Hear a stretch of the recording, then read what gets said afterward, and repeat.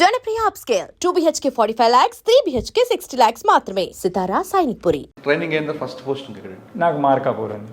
Okay, Markapuram అన్న ఒకప్పుడు నల్లమల్ల ఆ బెల్ట్ అంతా ఉంటుంది. దాంతోపాటు రాబరీ గ్యాంగ్ ఎక్కువ ఉంటుంది, డెకాయిట్స్ వాళ్ళందరూ ఉంటారు. అది కంట్రోల్ చేయడానికి ఏం చేస్తారు? ఫస్ట్ మీరు వెళ్ళగానే మీకు ఫస్ట్ ఛాలెంజ్ ఏమొచ్చు? యాక్చువల్గా నేను వెళ్ళేసరికి నక్సలిజం ఆల్మోస్ట్ ఏం లేదు, ఒక ముగ్గురు మిగిలిపోయారు. అది నాట్ బిగ్ డీల్ అసలు.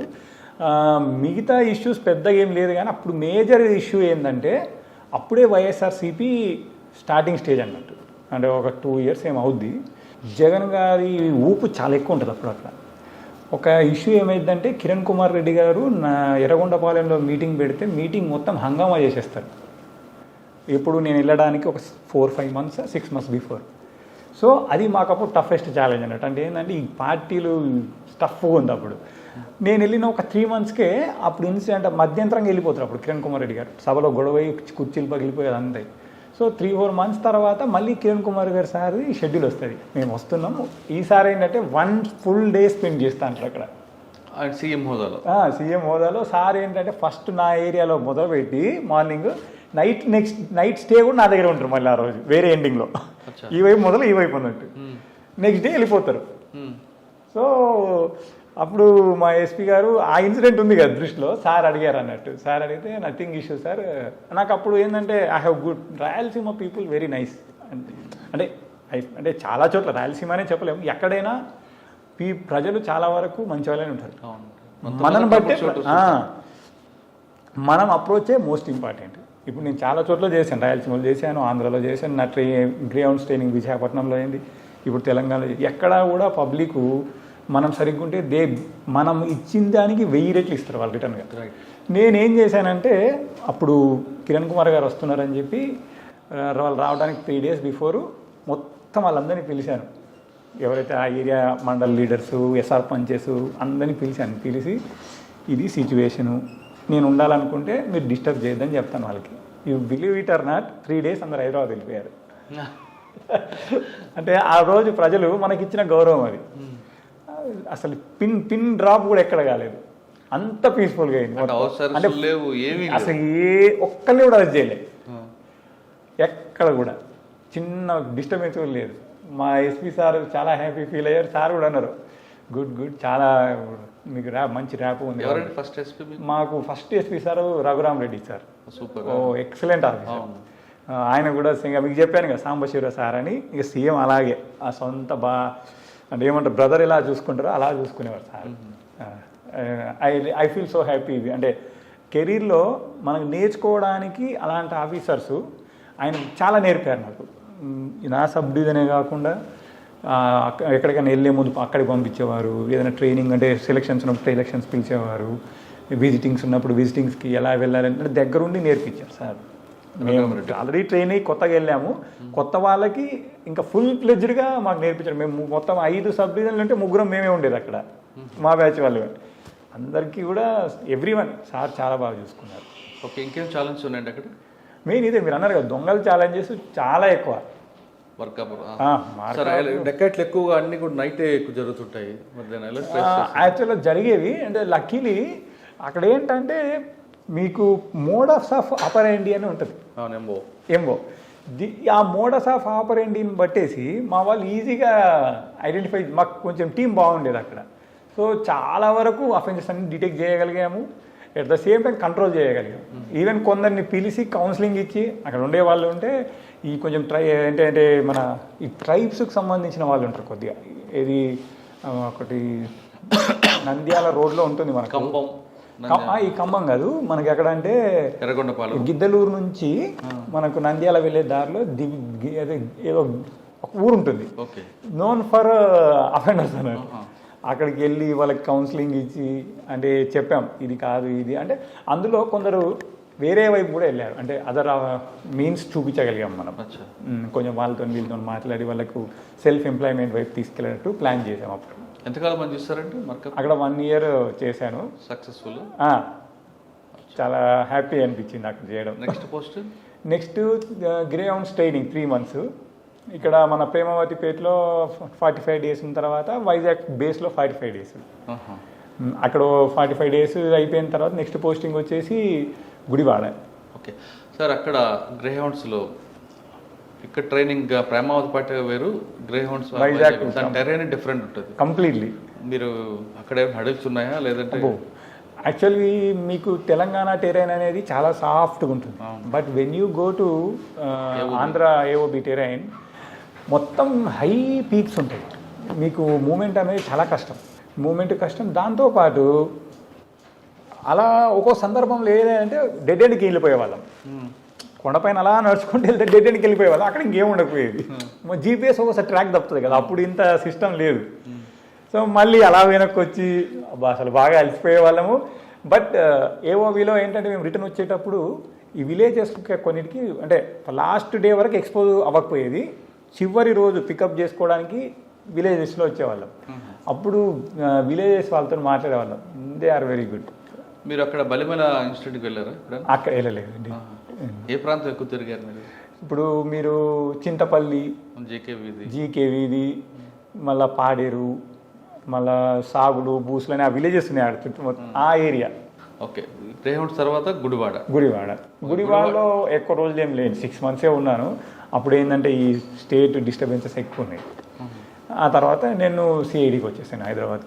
అచ్చా, సిఐడిలో ఎంతకాలం పని చేస్తారు? Just 4 months, hardly 4 or 5 months. ఈ స్టేట్ బ్రేక్ టైంలో. అప్పుడు మ్యారేజ్ అయిందా? లేదు, తర్వాత సిఐడి తర్వాత. సిఐడి తర్వాత ఎక్కడ పోస్టింగ్ ఇచ్చారు? నాకు ఫస్ట్ పోస్టింగ్ ఇక్కడ నర్సంపేట. సిఐడిలోనే మ్యారేజ్ అయింది. కరెక్ట్ మీరు అంది. ఆగస్టులో మ్యారేజ్ అవుద్ది, నవంబర్లో పోస్టింగ్ తీసుకుంటాను. ప్రపోజల్ ఎవరు పంపించారు మీరు? బ్రదర్కి. వాళ్ళ బ్రదరు నేనే తెలిసి వాళ్ళ ద్వారా వాళ్ళ బ్రదర్కి ప్రపోజల్ పంపి ఆల్మోస్ట్ అరేంజ్డ్ మ్యారేజ్ లాగే అయింది. అది నాటే 100% లవ్ మ్యారేజ్ అని చెప్పలేము. లవ్ కమ్ మ్యారేజ్ అంతే, అంటే మన వైపు నుంచి. ఆవిడ విసుక్కోలేదు వన్ సైడ్ లవ్ అని? అంటే తను అడిగినప్పుడు కూడా వాళ్ళ పెద్దవాళ్ళకి అడగమని చెప్పారు. ఓకే సార్, పోస్టింగ్ మ్యారేజ్ అయిన తర్వాత నర్సంపేట అంటే ఇక్కడ వరంగల్ పక్కనే. ఏం ఛాలెంజ్ వచ్చాయి ఇక్కడ? ఛాలెంజెస్ మెయిన్గా ఏంటంటే ఈ ల్యాండ్ ఎక్కువ గొడవలు. ఏదంటే అక్కడ అటవీ ప్రాంతం, మీకు పోడు భూములు ఉంటాయి చూడండి, అవి కొంచెం గొడవలు ఎక్కువ ఉండేవి అక్కడ. దాంతోపాటు పొలిటికల్ రైవలరీ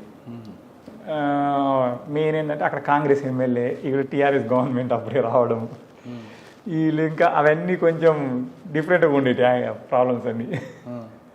బట్ అదే చెప్పాను కదా మీకు నేను, వెన్ వీఆర్ మనం ఎప్పుడైతే రైట్ సైడ్ ఉంటామో ఏ ఇష్యూలు అయినా ఆటోమేటిక్గా ప్రాబ్లమ్ సాల్వ్ అవుతాయి. అక్కడ అలా ఎమ్మెల్యే అపోజిషన్ అయినప్పటికీ వీళ్ళు కోఆపరేట్ చేసేవాళ్ళు, వీళ్ళు కోఆపరేట్ చేసేవాళ్ళు. ఎందుకంటే మనం ఎప్పుడు కూడా ఏది రైటో దానికే స్టాండ్ అయ్యేవాళ్ళం.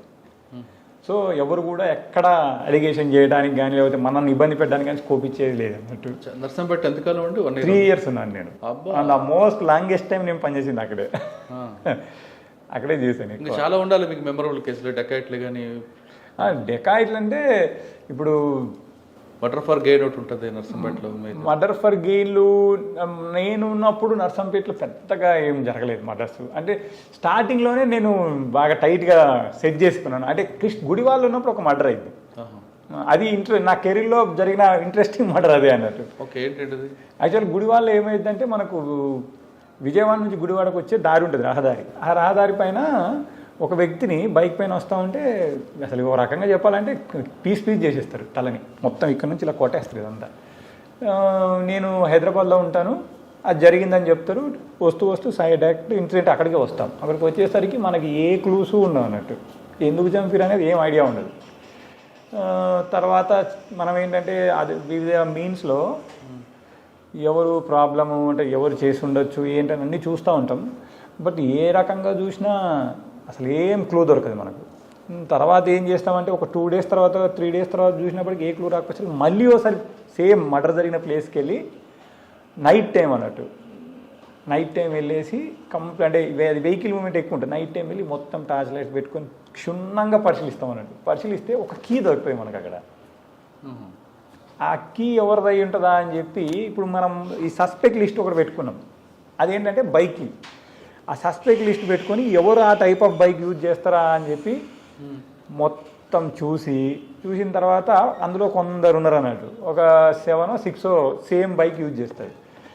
ఫ్రేమ్ వర్క్ యూజ్ చేసి దాంట్లో ఒక్కొక్కరిని మనం టిక్ చేసుకుంటూ ఎవరై ఉండొచ్చా అని చెప్పి ఫస్ట్ లాస్ట్ దానికి 2కి మినిమైజ్ చేసాం. 2కి మినిమైజ్ చేసిన తర్వాత ఫస్ట్ చాయిస్ ఎవరిని తీసుకుందాం అని చెప్పి ఒక్కళ్ళని తీసుకొచ్చి అంటే మనకు ప్రాబబిలిటీస్ తెలుస్తాయి కదా అతనే అయ్యి ఉండడానికి అది అతను తీసుకొచ్చి మాట్లాడుతూ అతను ఫస్ట్ మా వాళ్ళు కూడా ముందు ఒకసారి పిలిపించి మాట్లాడితే ఏం చెప్పడు. ఆ రోజు మాట్లాడుతూ నేను అంటాను, మీ బైక్కి మీ దగ్గర ఉందా అని అడుగుతాను. ఫస్ట్ అడిగితే అతను నా దగ్గరే ఉంది సార్ అది ఇది అని చెప్తాడు. ఓకే ఒకసారి ఇవ్వండి అని అంటే అది తీసిస్తాడు. అది ఏంటంటే ఫ్రెష్ కీ ఉంటుంది అన్నట్టు. దానికంటే మిగతా కీస్ అని ఓల్డ్ ఉంటే అదొకటి ఫ్రెష్ కీ ఉంటుంది అన్నట్టు. ఇది పాతదానిలాగా లేదు, ఇంట్లో అన్నీ పాత. ఇది లేదు సార్ ఎప్పటి నుంచి అదే వాడుతున్నా అంటాడు. అట్లే అబద్ధం ఎందుకు చెప్తావు, నీ పాతకి నేను ఇవ్వనా అని అడుగుతాను. అనగానే కాలు పట్టుకుంటాడు, సరెండర్ అయిపోయాడు. అంటే చూడండి, అంటే మనము ప్లేస్ ఆఫ్ అఫెన్స్ ఎంత ఇంపార్టెంట్ అన్నాడు, సీన్ ఆఫ్ అఫెన్స్ అనేది ఎంత ఇంపార్టెంట్ అనడానికి 3 days ఎన్నో రకాలుగా మనం హార్డ్ వర్క్ చేసినా దొరకలేదు మనకు. అదే సీన్ ఆఫ్ అఫెన్స్ని క్షుణ్ణంగా పరిశీలించడం వల్ల ఒక చిన్న క్లూ తోటి కేసు డిటెక్ట్ అయిపోయింది కంప్లీట్గా. ఎవరు సరెండర్ అయ్యాడా? అతనే సరెండర్ చేశాడు. యాక్చువల్గా ఏంటంటే అక్కడ వీళ్ళ వైఫ్ తోటి వాడికి ఇల్లీగల్ ఇంటిమసీ ఉంటుంది. డిసీజ్డ్ వైఫ్ తోటి అది వాడు మనసులో గ్రడ్జ్ పెట్టుకుంటాడు. ఎలాగైనా వాడిని ఏదో చేయాలని ఎప్పటి నుంచో థింక్ చేస్తాడు. ఇంకా తట్టుకోలేకపోతాడు అన్నట్టు. చాలాసార్లు చెప్పి చూస్తాడు, బట్ దట్ ఫెలో మారకపోయేసరికి ఇంకా ఇది కాదు పరిష్కారం అని చెప్పి చంపేస్తాడు అన్నట్టు. ఈ కొబ్బరి బొండాలు చెక్క కత్తులు ఉంటాయి కదా, దాంతో నరుకుతారు. లిటరల్లీ ఆ రోజు నిన్న అంటే ఇలా పట్టుకొని లేకపోతే ఇక్కడ మాత్రం వేలాడుతుంది బాది హెడ్, అంతలా నరికారు అన్నట్టు ఒక్కడే అనే టీం ఒక టీమర్, 3 మొత్తం. వాళ్ళ బావమరుదులో 2, ఇతను ఒకతను. డిసీజ్డ్ వీడు ఎక్యూజ్డ్ వైఫ్తో ఇల్లీగల్ ఇంటిమేట్. ఎస్ అది అంటే మీరు అందులో చెప్పాల్సింది ఏంటంటే ఎన్నిసార్లు మనం రిపీట్గా చూస్తుంటే సీన్ ఆఫ్ అఫెన్స్లో అంత దొరుకుతుంది. అంటే అక్యూజ్డ్ అంటే అంటే మన పోలీస్లో ఒక ఓల్డ్ సామెత ఏంటంటే ప్రతి ముద్దాయి అంటే ఎవరైనా తప్పు చేసే వ్యక్తి ఏదో ఒకటి వదిలేసిపోతాడట తనకు తెలియకుండా. అది అంటే నాకు ఆ విషయంలో నిజమైంది ఒకటి నేను చూసిన కేసులు. కానీ సాధారణ కొంతమంది ఆఫీసులు ఏమంటారంటే టైం పెరుగుతుంది కొద్ది క్లూస్ పోతుంటాయి. ఎస్, అది 100%. మనము అఫెన్స్ అనేది ఎంత తొందరగా దాన్ని ఎంట పడితే అంత తొందరగా డిటెక్ట్ అవుతుంది. If you lose the time it will become complication. అది ఇంకా లాస్ట్కి అదేమంటారు కోల్డ్ స్టోరేజ్కి వెళ్ళిపోయే పరిస్థితి వస్తుంది. ఇక్కడ మీకు నర్సంపేటలో ఏమైనా దొరకలేదా? మర్డర్ ఫర్ కాదు కానీ వేరే మంచి మర్డర్ ఫర్ అంటే ఇక్కడ కొంచెం ఇవి ఉండేటి ఏంటి మన ఈ చిల్లర మావోయిస్ట్ కాకుండా అది ఏమంటారు మనకు జనశక్తి అని అలాంటి ఎన్డీ అంటారు, న్యూ డెమోక్రసీకి సంబంధించిన ఈ దళాలు ఉండేవి అన్నట్టు. ఆడు విక్రమ్ అని ఒకడు ఉంటే ఒకసారి వాడిని పట్టుకొచ్చాము, ఇంకోసారి ఏదో ఈ వెపన్స్ పట్టుకొని ఉన్నారంటే అక్కడ కొందరు డిఫరెంట్ టైప్ వెపన్స్ సీజ్ చేసాము, వాళ్ళని పట్టుకోవడం జరిగింది. కానీ అక్కడ క్రైమ్ నేచర్ ఏదండి నర్సంపేటలో? క్రైమ్ నేచర్ స్పెసిఫిక్ క్రైమ్ ఏమి ఉండదు అక్కడ. పెట్టి కేసులా అంటే ఒకప్పుడు గాంజా ఉండేది, మేము ఉన్నప్పుడు కూడా చాలా చిన్న మొత్తం గాంజా. రెండోది ఏంటంటే మెయిన్గా మేము టార్గెట్ చేసింది అక్కడ ఈ గుడుంబ విపరీతం అన్నట్టు. నర్సంపేట అనేది ఎక్కువ తాండాలు ఉంటాయి, ఈ నెక్కొండ ప్లస్ ఇక్కడ వచ్చేసి దుగ్గొండి మండలము ప్లేస్ అటు చెన్నరావుపేట అని ఉంటుంది, ఇటు ఖానాపూర్. అవన్నీ ఏంటంటే పాపం ట్రైబల్స్ ఉంటారు, వాళ్ళకి అది గుడ్డా బేడా అనేది దే డోంట్ నో. సో మేము ఉన్నప్పుడు ఏంటంటే ఫస్ట్ నేను మొదలుపెట్టింది అదే. లక్కీలీ నాకు ఎస్ఐస్ సిఐస్ కూడా బాగా సపోర్టివ్గా దొరికారు.